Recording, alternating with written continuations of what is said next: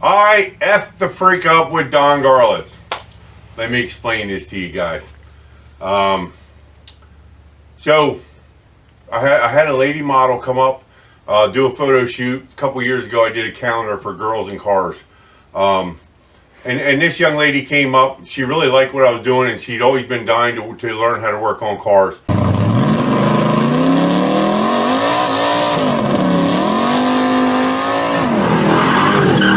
All right, welcome back, fellow motorheads. I want to take a time to thank all the veterans out there on this Veterans Day. I come from a long family history of veterans, so I support and appreciate all veterans. Thank you for your service, gentlemen and ladies. My daughter's actually a veteran. So, and that leads me into this story here. Don Garlits is a veteran, and I didn't know that until we got to meet the man.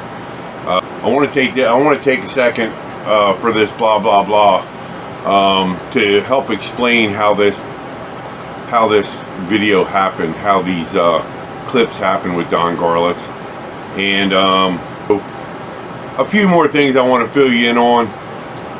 Please take the time to watch the video all the way to the end. You can really understand this. Yeah, I know it's a lot of blah blah blah, but it's good blah blah blah to understand what happened and how I got thrown into this Don Garlits video. So stay tuned to the end. I hope you enjoy what I'm putting out there. Thanks for tuning in. Alright guys, so I'm going to try to make this real brief and short. A little story about these Don Garlits videos. I'm going to finish the Don Garlits series. I cut them up into little clips, and I'm going to explain to you why. Yeah, it's some blah blah blah, but bear with me for a minute, because there's a story about this. Me and this young lady named Jessica, she had originally came here to model. I did cars and girls calendars at one point a couple years ago. Whole nother story, not going to go into it here, but I'm getting ready to get my knee operated on. Didn't know how long I was going to be down. I had a week before the surgery and decided to jump in the motorhome and run down for the Daytona 500s. So this was 2020, just before COVID really hit. Me and this young lady are going to run down and see the Daytona 500 and catch up with some people in Florida.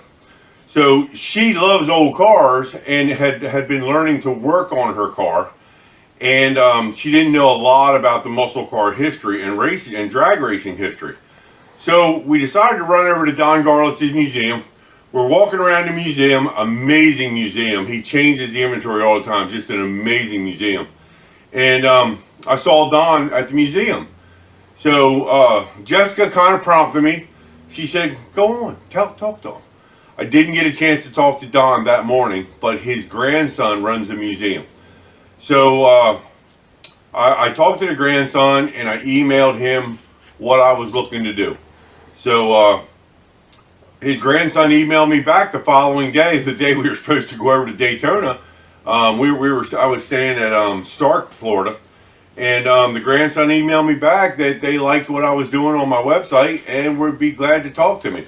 So I never in a million years thought that I was going to get to interview Don Garlits, let alone sit there with him for an hour and a half in his office and talk to him about all kinds of cool stuff. Now, Jessica Hot Rod Hannah is her screen name. She did the best she could without knowing the background. And originally in all my videos, I was going to put a pretty woman to sit there and interview an old hot rodder and talk about the racing days or their car builds and stuff like that. Well, that kind of backfired on me.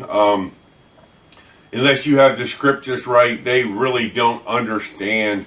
You know, I love lady interviews. I got nothing against them, guys. And I know this is a lot of blah, blah, blah, but stick with me for a second. It's great to see a lady interviewer, but if you don't have just the right script, she doesn't understand the hot rod history. And, you know, without working on cars for 40 years, there's a lot of things you just don't know. So that's why I decided to try to step up and be a commentator and try to talk with people. I'm working on it, guys, and trying to get better at it. But the real reason I'm bringing this up, and the real reason you're going to see this before any more Don Garlits' videos, I had done a bunch of videos beforehand and been playing with this new digital video recorder. We had some success with microphones, but you could in some just like when I did that truck the other day, you can't always hear clearly. So I went out and I bought a pair of remote control microphones.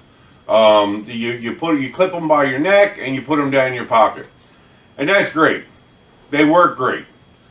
Unfortunately, when Don clipped his on, he put it through his shirt. I mean, this man has done millions of interviews. When Mr. Garlits clipped his on, and when he went to put it down in his pocket, he hit the button on top and killed the microphone. Now, because I'm not a long experienced videographer, I did not catch that channel B on the audio was dead. That's why I had to cut these up in segments, and I had to send them out to a sound expert and have them try to pull Don's voice out. Yes, I was heartbroken. Yes, I've seen all your comments. You can't hear what he's saying. I'm so sorry. It happened, but I was bound to determine to put him out there because we did get his voice out enough that you can hear him. So, yeah, that's an F up. F'd up bad. One guy I would love to have the perfect interview with, and actually when I talk to them down there, they'll redo the interview. So maybe someday we're going to stumble back into Don's museum and talk to him again. But yeah, I know it's a bunch of blah blah blah for you, but that's honest to God what happened. He put his microphone in his pocket. He turned the microphone off. I didn't catch it, and we struggled to try to get his voice out because Hot Rod Hannah's voice is high and Don's voice is low, and we had to try to get it to balance out. It wasn't easy, but there's the story of dealing with going down and meeting Don Garlits, and I hope you guys enjoy the rest of the videos. And at one point, I'm gonna put all these segments together so you guys can see the interview from start to finish. Because Don talks about a lot of other stuff other than racing. He talks about his passion for bookkeeping and his passion for archaeological history. He's got a lot of cool stuff in his office about archaeological history. So I'm trying to do this stuff myself. So I hope you like what I'm pulling off. I'm doing the best that I can, and I'm learning a lot about it. And actually, we're interviewing editors right now to help us edit content and do more to get more stuff out there faster. It's easy when you're at a car show to walk around and do some interviews because it's right there, but when you're pulling out years and years and years of content, there needs to be a level of professionalism to it.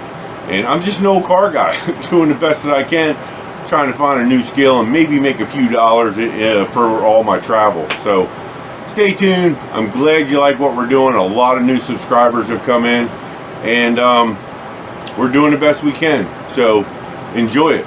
Again, thanks a lot for stopping by.